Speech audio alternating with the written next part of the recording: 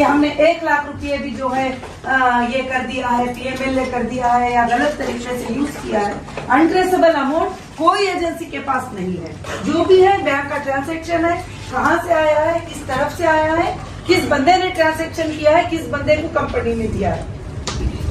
तो ये भी ऑर्डर जो है सुप्रीम कोर्ट ने क्लियर मेंशन किया कि हीरा ग्रुप जो है कि असिस्ट लेती हुई, यानी SFIO को साथ में लेते हुए, असिस्ट लेते हुए जो है उनकी प्रॉपर्टी को ये क्लाइम सेटलमेंट करने के लिए वो कोई भी 87 प्रॉपर्टीज को सेल कर सकते हैं और कोई भी इसमें कोई रोक नहीं सकते, क्योंकि सुप्रीम कोर्ट का ये ऑर्डर हो गया।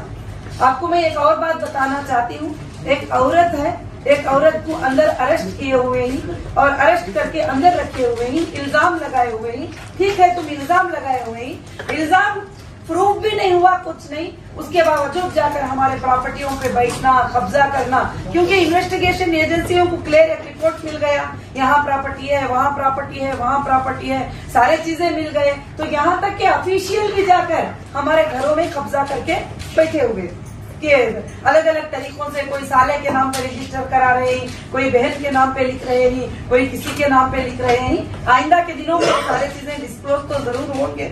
उसके बाद जो हमारी लैंड थी, टोली चौक की लैंड थी, जिसको 2015, 16, 17, 18 में अलग अलग तरीके से रजिस्ट्री करके एक बड़ी लैंड को हीरा ग्रुप ऑफ कंपनीज ने डीडीज और चेक दे के जो रजिस्ट्री किया था, उस लैंड के ऊपर भी कुछ लोगों ने इलीगल बिल्डिंग बना दिए, इलीगल होटल्स बना दिए वगैरह। तो हमने सुप्रीम कोर्ट को अप्रोच किया था और हमने डाला था कि ऐसे ऐसे हमारे साथ हुआ। तो अल्हम्दुलिल्लाह माशाअल्लाह सुप्रीम कोर्ट ने ये ऑर्डर अभी दिया है कि बिल्कुल जो ऐसे कॉलोनी है वो पूरी प्रॉपर्टी जो है वो हीरा ग्रुप की है, हीरा ग्रुप के तरफ से है, क्योंकि सारे एजेंसियों ने रिपोर्ट दिया है। हमने डीडी और पेमेंट जो देकर जमा करके लिखे थे और ईडी ने अटैचमेंट किया था, तो इसलिए वो प्रॉपर्टी भी क्लियर हो गई अल्लाह की फजलो करम से।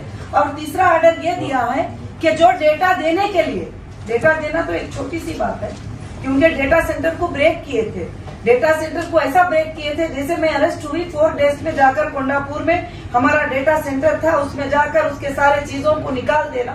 1-2 लाख के FIR के लिए, 3 लाख के FIR के लिए लाखों के लोगों का डेटा विदाउट कोर्ट के ऑर्डर के निकाल भी नहीं सकते। मगर एक जुल्म था कि अब कौन क्या करेंगे, एक औरत है अंदर चली गई, अब कौन क्या करेंगे, किस तरह से ये करेंगे। तो डेटा सेंटर को टोटल ब्रेक कर देना और ब्रेक करके हर चीज को अलग कर देना, ये सब जरूरी नहीं था। हो सकता था 1 लाख कर लेते थे और लाख करके उसको रखते थे। अब तक 3 बार सुप्रीम कोर्ट ने ऑर्डर दिया कि डेटा दे दो, डेटा दे दो, डेटा दे दो। आज तक डेटा CCS ने हमको प्रोवाइड नहीं किया, ना FSL ने प्रोवाइड किया। अब सुप्रीम कोर्ट ने कहा है कि आप अपने IT टेक्निकल इंजीनियर्स को लेके जा सकते हैं और लेके जाके जो है डेटा को ला सकते हैं। तो अभी हम कल गए थे SFIO को लेने के लिए, तो वहां पर जो इंचार्ज थे बड़े वो नहीं थे।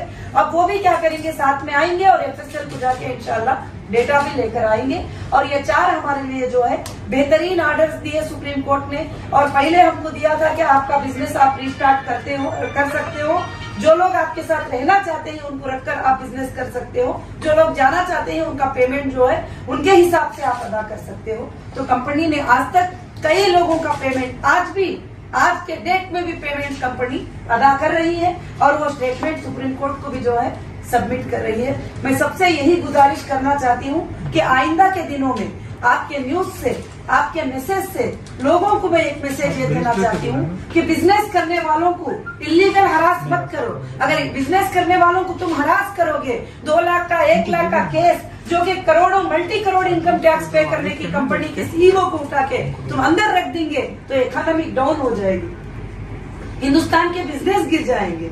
और पहले उनको एक नोटिस देना चाहिए, उनको पूछना चाहिए कि तुम क्या देना चाहते हो, क्या नहीं देना चाहते हो, उसके बाद कोई भी स्टेप ले सकती।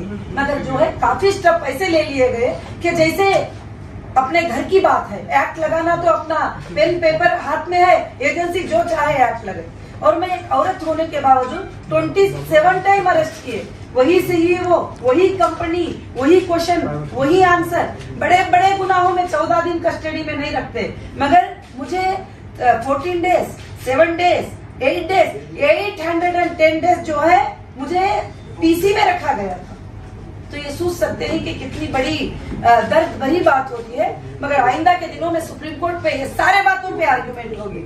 क्या अरेस्ट का ग्राउंड था, किस लिए अरेस्ट किया गया था, किसके प्रेशर पे अरेस्ट किया गया था, मेरे अरेस्ट होने की वजह क्या थी और किस लिए मुझे अरेस्ट किया गया। अरेस्ट करने के 3 साल के बाद तुम्हारे पास कोई भी क्राइम क्यों प्रूफ नहीं हुआ? क्योंकि मैंने कभी कोई क्राइम किया नहीं। हर इन्वेस्टिगेशन एजेंसी को मैंने यही बात बताया है कि मैंने कुछ नहीं किया है। आप मुझे अंदर रखकर मेरे लाखों के लोगों को रुला रहे हो, परेशान कर रहे हो। आज भी कोई अकाउंट ओपन हुआ, कोई अकाउंट ओपन नहीं हुआ, मेरे कस्टमर को इसीलिए तंगी पहुंच रही है। अब सुप्रीम कोर्ट का क्लियर ऑर्डर हो गया प्रॉपर्टियों पर, अकाउंट्स पर, सारे चीजों के ऊपर। और इवन सुप्रीम कोर्ट ने यह ऑर्डर भी दिया है कि 249 अकाउंट हीरा ग्रुप के ओपन किया जाए। 249 अकाउंट जो थे वो ओपन किया जाए, जिसको एक क्राइम बनाकर लोगों को शो करते थे कि 249 अकाउंट है हीरा ग्रुप के। 249 इतने ब्रांचेस है, अलग अलग हैंडल करना होता है, इतने बिजनेसेस है, तो अकाउंट्स भी ज्यादा होना लाजिम होता है। तो बस यही हुआ था। मैं आज का मेरा कॉन्फ्रेंस रखने का यही मतलब था कि जो भी लोग हिंदुस्तान में इंडियन जुडिशरी पे भरोसा रखते हैं, कॉन्स्टिट्यूशन पे भरोसा रखते हैं, भले थोड़ा टाइम लग जाता है, पक्का फाइट करते हैं, तो जरूर से जरूर जीत होगी।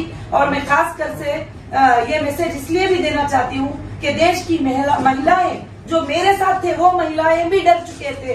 अगर हम आगे बढ़ेंगे तो हमको डाल के कुचल दिया जाएगा और हमको पॉलिटिक्स जो है अलग अलग तरीके से परेशान करके हमें मार देंगे। और आपा के साथ भी ऐसे हो गया। तो मैं उन सबको ये मैसेज देना चाहती हूँ कि डरने की जरूरत नहीं है। जब तक कि हम हक पर हैं, हमारी जरूर से जरूर जीत होगी। आइंदा भी हीरा ग्रुप ऑफ कंपनी सारे बिजनेसेस को ओपन कर दी है, जैसे तिरुपति आंध्र प्रदेश का माल और कुकटपल्ली हैदराबाद का माल और मुंबई के माल और आइंदा हमारा दुबई के ऑफिसेस सब कुछ ओपन हो जाएंगे। और एचडीजी अब आइंदा के दिनों में 200 कंट्रीज में इसके फ्रेंचाइजीज और इसके ऑफिसेस भी लॉन्च होंगे। और मुझे उम्मीद है कि बिजनेस जो है इंशाल्लाह क़यामत के सुबह तक चलेगा। और मैं सबका शुक्रिया अदा करती हूँ।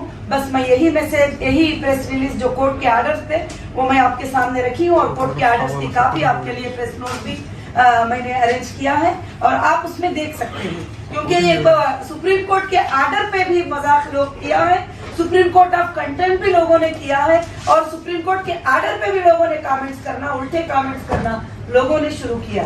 मगर मैंने सोचा कि ये आप सब ये आवाज को पहुंचाएंगे और पूरे हिंदुस्तान के बिजनेसमैन को एक ताकत देने की आवाज इंशाल्लाह आप पहुंचा सकते। हीरा ग्रुप చేసే బిజినెస్ ఏంటి, ఎంతమంది కస్టమర్లు టర్నోవర్? हीरा ग्रुप బిజినెస్ గురించి हीरा ग्रुप బిజినెస్ లో లక్షల మంది ఉన్నారు, కానీ టర్నోవర్ అనేది ఇన్కమ్ ట్యాక్స్ రిటర్న్ లో ఉన్నది. టోటల్ గా ఎవ్రీ ఇయర్ టర్నోవర్ వారుగా ఉన్నది, ప్రతి కంపెనీది టర్నోవర్ వారుగా ఉన్నది. ఇది స్పెషల్ క్వశ్చన్ అన్నమాట, పర్సనల్ గా ఐటీ క్వశ్చన్. ఇది మీపైన అలిగేషన్స్ అదే కదా, పెట్టుబడుల పేరుతో ఎక్కువగా డబ్బులు తీసుకొని తిరిగి ఇవ్వకపోవడం కానీ అదంతా కేసు కరెక్ట్ చెప్తున్నారు. ఎందుకంటే ఎలిగేషన్ పెట్టిన వాళ్ళు ప్రూఫ్ కూడా చేయాలా కదా. ఇక నేను 1000 మందికి ద్రోహం చేసేసినానంటే ఆ 1000 మంది పేర్లు కావాలా, అడ్రస్లు కావాలా, పేమెంట్ కావాలా, ప్రూఫ్ కావాలా. నేను ఇంత